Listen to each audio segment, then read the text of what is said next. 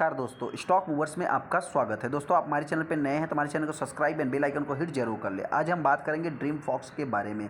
इस स्टॉक की बात करें तो आज के दिन इस स्टॉक में लगभग कमाल की तेजी, मतलब दोस्तों आपसे बता दें, इस स्टॉक में 6% के आसपास तेजी देखने को मिली। लेकिन दोस्तों आपसे बताना चाहते हैं कि आखिरी क्षण में, मतलब क्या कुछ टाइम बीतने के बाद इस स्टॉक में देखा जाए तो गिरावट भी देखने को मिली। फिर भी देखा जाए तो गिरते हुए माहौल में इस स्टॉक ने लगभग देखा जाए तो 4%, 3.5% के आसपास स्टॉक में तेजी थी। कंपनी की बात करें तो इस स्टॉक में इतनी तेजी क्यों थी, जिससे रिलेटेड हम आगे डिस्कस करेंगे। बहुत सारे इन्वेस्टर को मालूम भी होगा। तो ऐसे दोस्तों इस कंपनी में फंसना भी नहीं है, जिससे रिलेटेड हम आगे डिस्कस करेंगे। फंसना क्यों नहीं है दोस्तों, बताना। देखिए, कंपनी की बात करें, कंपनी गलत नहीं है, सारा कुछ हम आगे डिस्कस करेंगे। लेकिन दोस्तों फंस सकते हैं। बहुत सारे इन्वेस्टर क्या करते हैं दोस्तों, कोई भी तेजी वाले स्टॉक को देख करके बाइंग करते हैं। तो ऐसे दोस्तों फंसना नहीं है, जिसके रिलेटेड हम आगे डिस्कस करेंगे। चलिए हम स्टॉक के ऊपर आ जाते हैं। हम आगे ड्रीम फॉक्स के ऊपर, जैसा कि आप देख सकते हैं, कंपनी की बात करें दोस्तों तो ये कंपनी करती क्या है, तो ये कंपनी दोस्तों एयरपोर्ट सर्विस जो है कि प्रोवाइड करती है, जैसा कि आप सभी लोगों को पता भी है। कंपनी की बात करें तो आज के दिन आप देख सकते हैं लगभग 3.5%, 3.25% के आसपास ये कंपनी तेजी में है। यहाँ पे अगर देखा जाए दोस्तों तो इस कंपनी में दोस्तों तेजी क्यों है, तो यहाँ पे आप देखें दोस्तों ये कंपनी क्या है, इक्वायर सीज की बात करें तो ये भी एक ब्रोकर फर्म्स है, जिसने दोस्तों क्या है कि मतलब बताया कि 36% इस कंपनी में जो है कि अपसाइड मोमेंटम है। कंपनी की बात करें तो ये कंपनी को मतलब कौन होल्ड करता है, सुनील सिंघानिया करके है दोस्तों, जिससे रिलेटेड अगर आप कमेंट करेंगे तो आपको डिटेल्स वीडियो बना देंगे। यहाँ पे देखा जाए तो 30% के ऊपर जो है कि अपसाइड बताया है।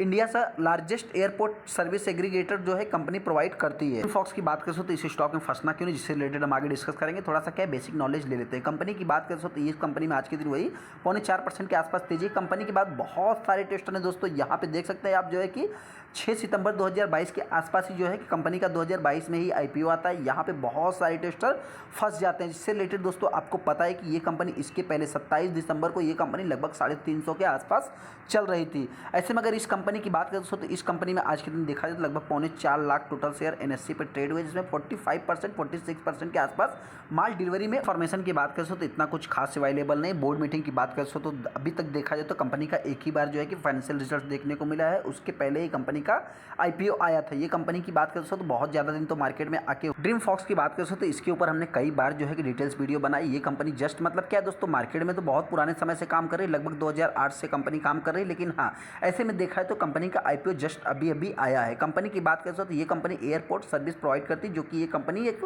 लार्जेस्ट कंपनी है। कंपनी की बात करें दोस्तों तो 95% मार्केट शेयर इसी कंपनी के पास है। लेकिन दोस्तों ऐसे में अगर रिस्की पॉइंट की बात करें तो ये कंपनी एक स्मॉल कैप टाइप की कंपनी है, मतलब बहुत छोटी कंपनी है।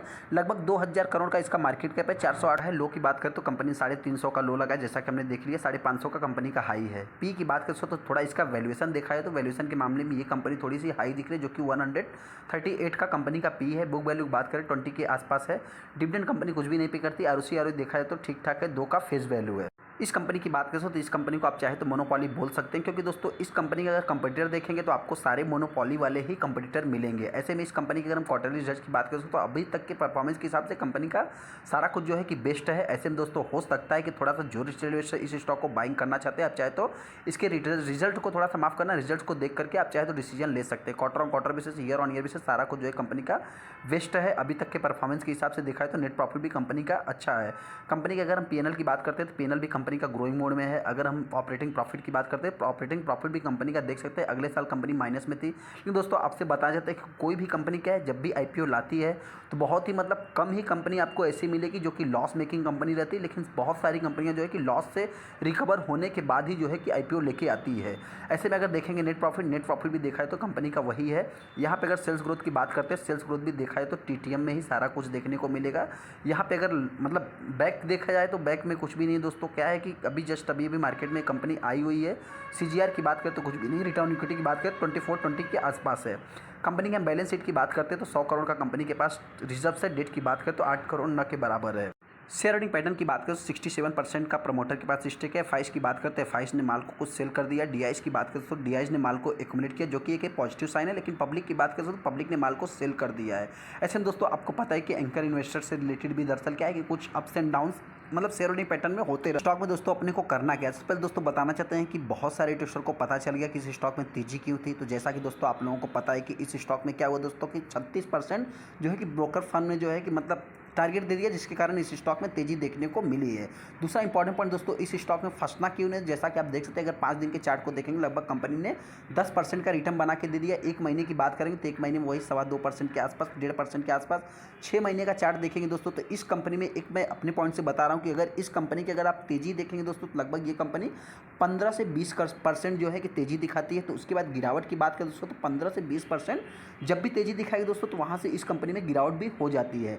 ऐसे में दोस्तों ये भी अगर आप छोटा सा कैलकुलेशन करेंगे तो इसमें भी उतना ही मिलेगा आपको, लगभग 15% के आसपास तेजी देखने को मिलेगा, लेकिन 15% के आसपास कंपनी में गिरावट भी देखने को मिलेगी। तो हो सकता है दोस्तों जो ट्रेडर इस स्टॉक को बाइंग करने के बारे में विचार कर रहे हैं तो इस पॉइंट को भी दोस्तों आप चाहे तो नोट करके चल सकते हैं। हो सकता है कि आप फंस भी सकते हैं दोस्तों, जैसा कि आप यहाँ पे भी देख सकते हैं इस स्टॉक में कई बार इस तरह के अप्स एंड डाउन्स जो है कि होते रहते हैं। अभी तक देखा दोस्तों तो जब से स्टॉक मतलब आईपीओ लिस्ट हुआ है कंपनी, तब से जो है कि इस स्टॉक में अपने को तेजी देखने को नहीं मिला है। इस स्टॉक में इसी प्रकार से मतलब तेजी आती जाती रहती है।